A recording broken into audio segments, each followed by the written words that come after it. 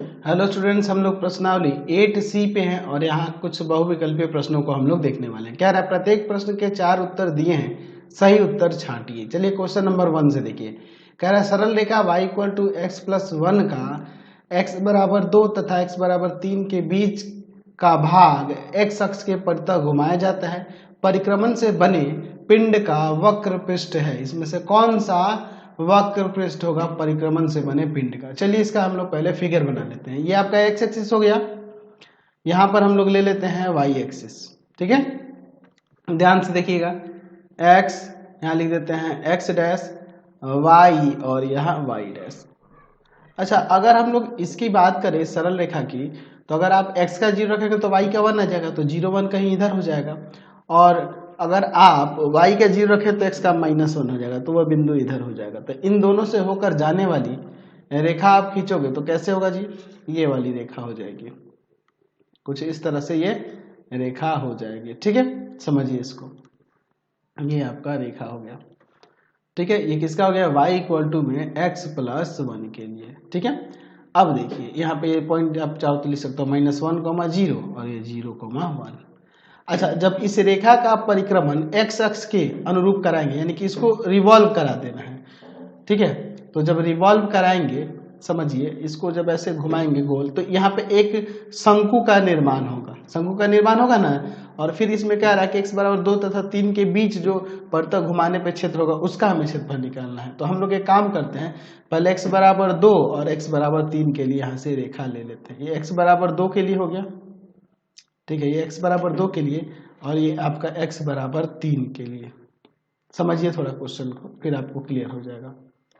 ये x बराबर 2 के लिए हमने दिखा दिया और ये वाला x बराबर 3 के लिए हमने दिखा दिया। x बराबर 3 के लिए दिखा दिया। तो जब आप इस रेखा को लेकर ऐसे चारों तरफ रिवॉल्व कराएंगे तो ये कुछ इस प्रकार से बनेगा, कुछ इस प्रकार से बनेगा। ध्यान से देखिएगा, कुछ इस प्रकार से हमें यहाँ पे फॉर्म होगा। ध्यान से देखो, मैं फिगर पहले आपको समझा देता हूँ। ठीक है, कुछ इस तरह से यहाँ पर ये फॉर्म होगा। ठीक है, बात को समझे ना? रिवॉल्व कराने से कुछ इस तरह से यहाँ पे डायग्राम हमें देखने को मिलेगा।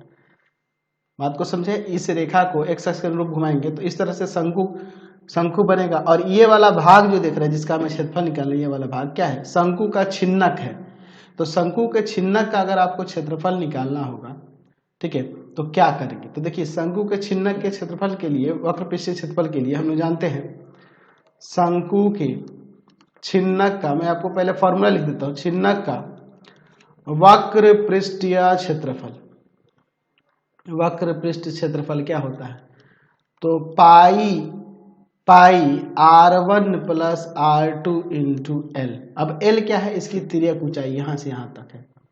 तो देखो, इसका कोऑर्डिनेट आपको पता है, यहाँ पे इसका कोऑर्डिनेट यहाँ पे है 2 0 और इसका है आपका 3 0।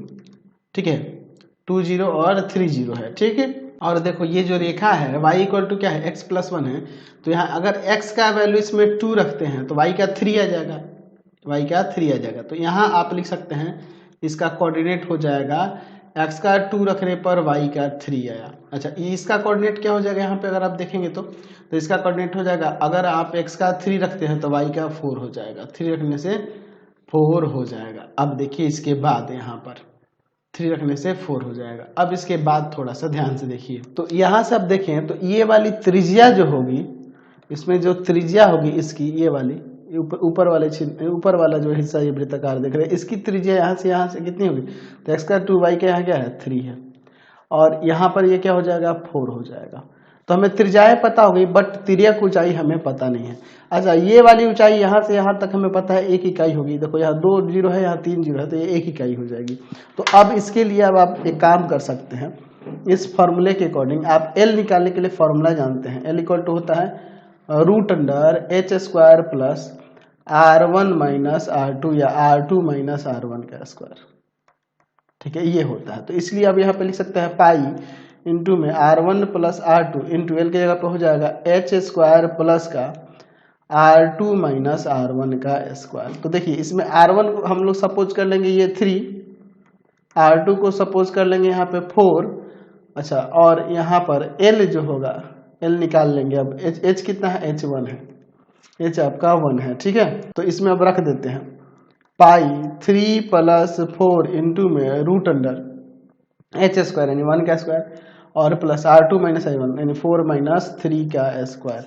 चलिए आगे इसे सॉल्व करते हैं। तो हो जाएगा पाई इंटू में 7, यहाँ ये 1 का स्क्वायर 1 और 1 का स्क्वायर √2 हो जाएगा, यानी कि आप लिख सकते हैं 7√2 पाई वर्ग इकाई। ये आपका आंसर हो जाएगा, ठीक है। ये आपका क्षेत्रफल हो जाएगा, समझ गए कि नहीं। तो यहाँ से ये आपका हो जाएगा ये वाला बी नंबर, है ना जी, 7 पाई√2 या 7√2 पाई, एक ही बात है। क्वेश्चन नंबर 2 देखिए, दीर्घवृत्त इतना का क्षेत्रफल निकालना। देखिए पहले हम लोग इसका फिगर बना लेते हैं।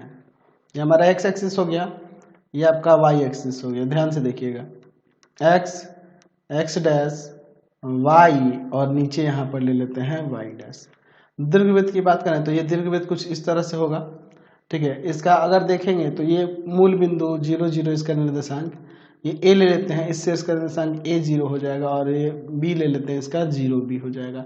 अच्छा, अब यहाँ ध्यान से देखिए, हमें इस पूरे का क्षेत्रफल निकालना है। तो हम लोग लिख सकते हैं कि दीर्घवृत्त का क्षेत्रफल, दीर्घवृत्त का क्षेत्रफल किसके इक्वल हो जाएगा, तो वह 4 गुना हो जाएगा ओ ए बी ओ के क्षेत्रफल का।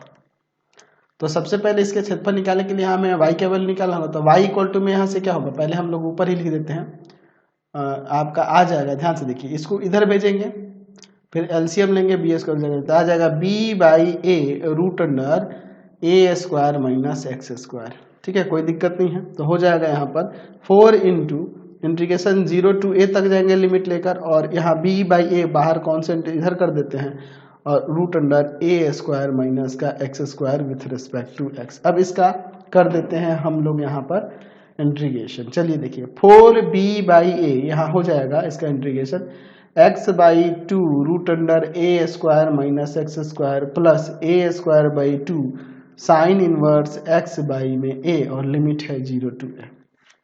चलिए 4b/a अंदर देखिए, अगर आप a पुट करेंगे तो ये 0 हो जाएगा, a पुट करेंगे तो यहाँ a²/2 और यहाँ a/a साइन इनवर्स 1 यानी π/2 हो जाएगा, फिर माइनस 0 पुट करेंगे तो ये 0 और 0 पुट करेंगे तो ये 0, ठीक है। चलिए अब इसके बाद देखिए, यानी आ गया 4b/a a² π/4, 4 से 4 कटा, एक a से एक a कट जाएगा, तो यहाँ पे आ जाएगा π/ab, ये आ जाएगा, यानी कि a नंबर इसका सही आंसर हो जाएगा। समझ गए। क्वेश्चन नंबर 3 देखिए, परवलय y = 4ax तथा रेखा y = mx के बीच क्षेत्रफल की वर्ग इकाई में होगा। इन दोनों के बीच का क्षेत्रफल वर्ग इकाई में क्या होगा। चलिए देखते हैं, इसका फिगर पहले देख लेते हैं। एक्स एक्सिस और ये आपका ले लेते हैं वाई एक्सिस। ध्यान से देखिएगा, यहाँ पर यहाँ हो जाएगा x, यहाँ हो जाएगा x डैश, यहाँ y और इस पर ले लेते हैं y डैश। y² = 4x के लिए परवलय कुछ आपका इस तरह से हो जाएगा, ये y² = में 4ax के लिए हो गया। अच्छा, रेखा दिया है y = में mx, तो 0 0 ये हो जाएगा, और मान लो 1 रखेंगे तो यानी कि कुछ इस तरह से ये आगे ऐसे जा सकता है कहीं से इस तरह से, ठीक है, इस तरह से कुछ हो सकता है। तो पहले ये कहाँ पे प्रतिच्छेद कर, उस प्रतिच्छेद बिंदु के लिए बात कर लेते हैं, ठीक है। तो हम लोग देख रहे हैं कि y² = परवलय का समीकरण है 4ax तथा रेखा दिया हुआ है y = में mx। तो यहाँ y के जगह पे रख देते हैं mx² है तो स्क्वायर कर देते हैं, है ना, = 4ax। तो हो जाएगा यहाँ पे m²x² माइनस का 4ax = 0। यहाँ से x कॉमन करेंगे तो यहाँ आ जाएगा m²x माइनस का 4a = 0। यहाँ x का वैल्यू एक 0 आएगा और x का वैल्यू यहाँ पे आ जाएगा एक 4a/m², ठीक है, x का वैल्यू होगा। तो x = 0 पर क्या हो जाएगा, x = 0 पर y 0 हो जाएगा, सेकंड वाले परवलय में रखेंगे तो। अच्छा, और x = 4a/m² पर y क्या हो जाएगा, तो y = में m इंटू में 4a/m², यानी देखिए यहाँ से आपका m से एक m कट जाएगा, y का वैल्यू आ जाएगा 4a/m। तो ये जो प्रतिच्छेद बिंदु होगा वह क्या होगा, 4a/m² और फिर होगा 4a/m। तो इन दोनों से घिरा हुआ क्षेत्र ये वाला होगा, ये इसी का क्षेत्रफल निकालना है। तो एक काम करते हैं, इससे इस पर एक लंब खींच देते हैं, ठीक है। चलिए इस पे लंब खींच देते हैं, यहाँ देते हैं ओ, इसका निर्देशांक 0 0, इस ए का निर्देशांक हो जाएगा 4a/m² 0, इसे b देते हैं, यहाँ पर c देते हैं। तो अब देखिए इसके बाद हम लोग क्या कर सकते हैं, हम लोग यहाँ पे लिख सकते हैं कि छायांकित भाग का क्षेत्रफल, छायांकित भाग का क्षेत्रफल क्या हो जाएगा। तो ये गया है, यहाँ लिख सकते हैं, पहले नाम दे देते हैं, OABCO का क्षेत्रफल माइनस में त्रिभुज OAB का क्षेत्रफल, त्रिभुज OAB का क्षेत्रफल।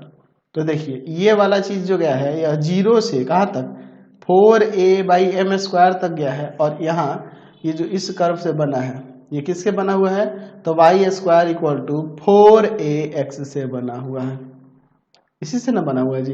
तो यहाँ पर y का वैल्यू क्या हो जाएगा, तो ये हो जाएगा 2√a x⁻² with respect to x, minus ये जो बना हुआ है ये भी 0 to 4a/m² तक गया है, और ये किससे बना हुआ है, तो y = mx से, ठीक है, विथ रिस्पेक्ट टू x। चलिए अब इंटीग्रेट करके इसे सॉल्व कर देते हैं, क्या होता है देखिए क्या हो जाएगा यहाँ पर। चलिए इसको देखते हैं, 2√a इंटीग्रेशन होगा x⁻3/2 और यहाँ 2/3 आ जाएगा, 0 to 4a/m² माइनस m, यहाँ पे हो जाएगा x² 2 और 0 to 4a/m²।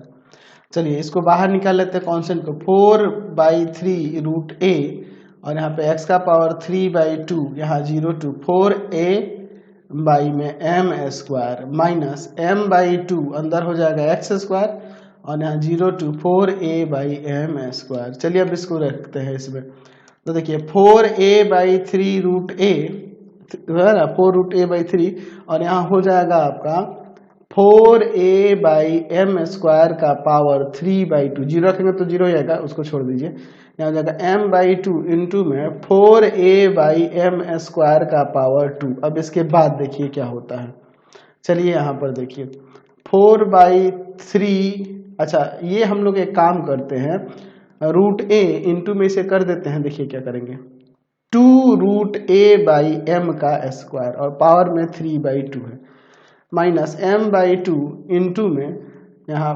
2√a/m² या सॉरी स्क्वायर यहाँ करना है ना, पावर में थोड़ा है ऐसे, तो यहाँ हो जाएगा, देखो क्या हो जाएगा 16a² बाई में यहाँ हो जाएगा m का पावर 4, ठीक है। यहाँ पे देखिए क्या हो जाएगा, ये 2 से 2 आपका कट जाएगा। अब इसके बाद देखिए 4/3 यहाँ √a, यहाँ पर क्या हो जाएगा इसका क्यूब 8 और a√a बाई में m³ माइनस, या m से काट देंगे m³ आ जाएगा, इसको काट सकते हैं 8 टाइम्स में, तो यहाँ आ जाएगा 8a²/m³। नीचे अब देखिए, अब यहाँ पे देखिए क्या होता है, यहाँ हो जाएगा आपका 8 8 चौका 32/3 है ना, और यहाँ हो जाएगा ऊपर a² और नीचे है आपका m² माइनस 8a² बाई में m³, यहाँ भी m³ ही है, ठीक है। इसका एलसीएम ले लेते हैं, 3m³ वहाँ पर 32a² माइनस का इसमें से भाग करेंगे, 3×8=24ma², तो यहाँ पे आ जाएगा, इसमें घटा देंगे तो 8a²/3m³, ये आपका आंसर हो जाएगा 8a²/3m³, ठीक है। यानी कि यहाँ पे आपका बी नंबर दिख रहा है, समझ रहे हैं ना। क्वेश्चन नंबर 4 देखिए, वक्र x = 1 x = 2 एंड xy = 1 तथा x अक्ष से घिरे क्षेत्र का क्षेत्रफल। चलिए इसका ध्यान से देखिएगा, ये x अक्ष ले लेते हैं, ये y अक्ष ले लेते हैं, ध्यान से देखिएगा, लिख देते हैं x, इधर आपका x', ये y और ये y'। सबसे पहले इसमें देखो तो xy = 1 जो दिया है उसे y = में 1/x रेसिप्रोकल फंक्शन के रूप में है, तो इसका ग्राफ अगर देखोगे तो कुछ इस तरह से जाता है, याद है, इसका इधर ऐसे जाएगा। तो फिर आगे क्या करें, x = 1, तो एक्चुअल में इसमें भी 1 रखेंगे तो 1 ही आएगा, तो x का 1 यहाँ से कुछ जाएगा, है कि नहीं, और फिर x = में 3 कुछ इस तरह से जाएगा, x = में 3 इस तरह से जाएगा, ठीक है। तो ये जो आप x = 1 देख रहे हैं, ये प्रतिच्छेद बिंदु यहाँ पे 1 1 ही होगा, क्योंकि देखो x का 1 इसमें रखेंगे तो y का भी 1 ही आएगा, और ये आपका x = 3 के लिए हो गया, तो ये इसका निर्देशांक यहाँ 1 0, यहाँ पर आपका 3 0, और वक्र यही ना है जी, तो यहाँ a b c d इस वक्र से, इन दोनों रेखाओं से और यहाँ ये एक्स अक्ष से घिरा हुआ क्षेत्र ये है, इसी का क्षेत्रफल निकालना है। तो लिख सकते हैं छायांकित भाग का क्षेत्रफल, छायांकित भाग का क्षेत्रफल। ऑब्जेक्टिव है तो इसी तरह से ऑब्जेक्टिव जैसे ही बनाते हैं। कहाँ से कहाँ तक गया है, तो 1 से लेके 3 तक, और इसी वक्र से बना है y = 1/x with respect to x।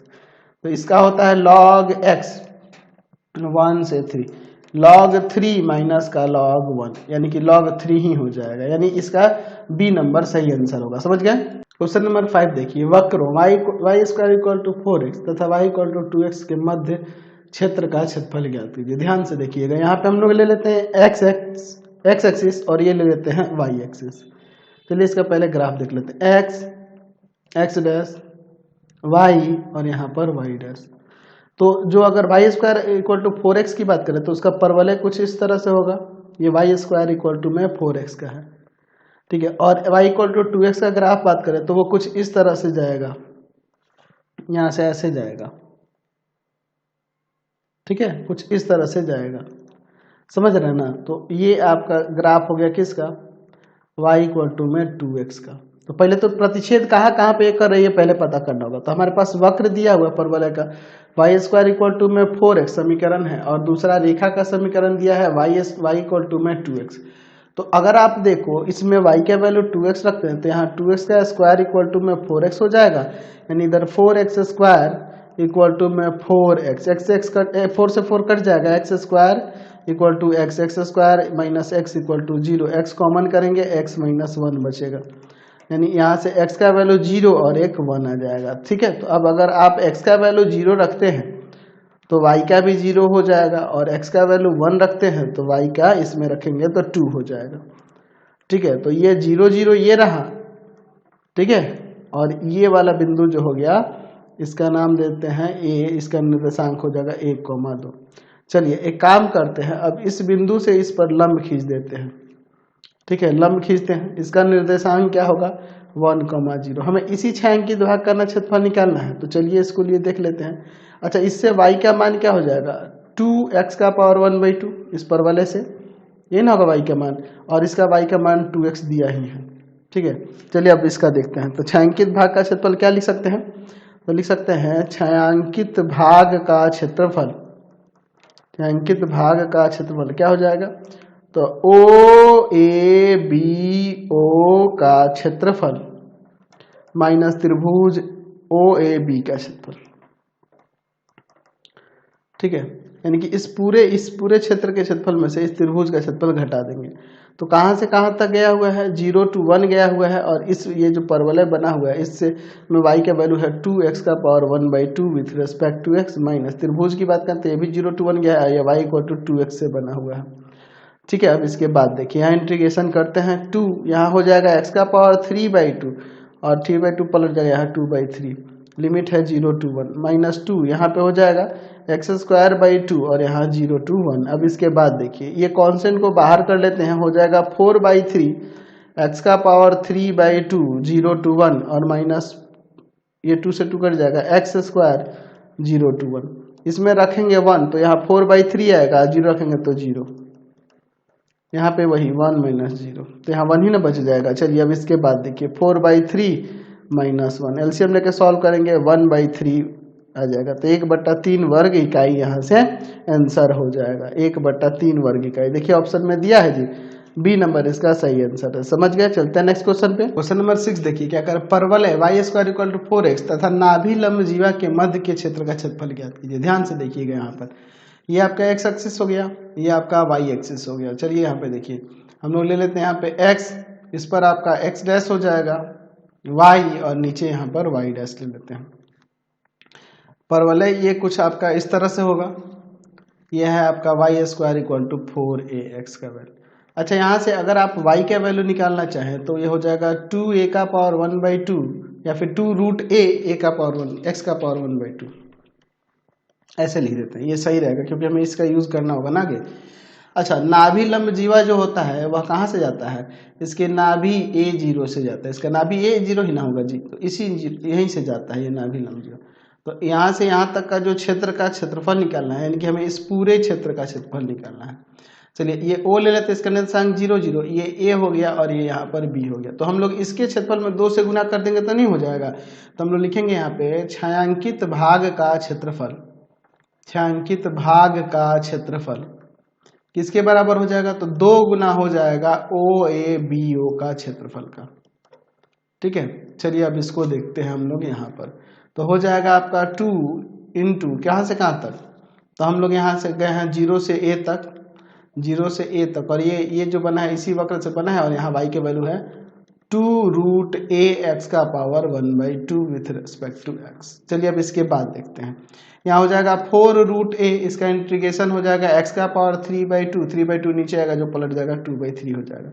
Limit है 0 to a, ये बाहर मल्टीप्लाई कर जाएगा, यहाँ आ जाएगा 8√a/3 x का पावर 3/2 का पावर, लिमिट है 0 to a, 8√a/3 इंटू यहाँ पर इसको पुट करेंगे तो a का पावर 3/2 हो जाएगा -0, तो 0 छोड़ ही दो, यानी ये आ जाएगा 8a²/3, ये इतना वर्ग इकाई आ जाएगा 8a²/3, यानी कि 6 नंबर का ए नंबर दिख रहा है सही आंसर, समझे ना।